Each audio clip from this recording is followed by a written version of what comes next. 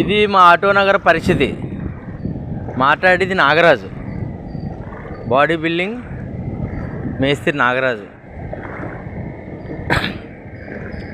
Auto Nagar ములగపోతే విచిత్రంగానే మునిగిపోతే చిత్రం ఉందండి. ప్రతి సంవత్సరం 2 సార్లు మునిగిపోవడం, ప్రతి సంవత్సరం మునిగిపోవడమే. మమ్మల్ని ఆదుకునే నాయకుడు ఎవరో లేరండి. ఇదిగోండి ఇప్పుడు వస్తున్నాను చూడండి షెడ్ పరిస్థితి.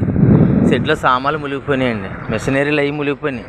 డ్రిల్లింగ్ మిషను, ఎల్లింగ్ మిషను, కటింగ్ మిషన్లు అవి ఉంటాయండి, గ్యాస్ కట్టలు అన్నీ ఇవన్నీ కూడా మొత్తం అంతా కూడా.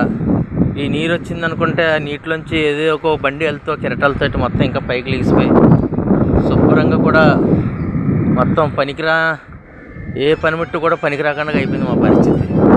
చూడండి మోకాళ్ళు, ఇదిగోండి మోకాళ్ళు దాటేసి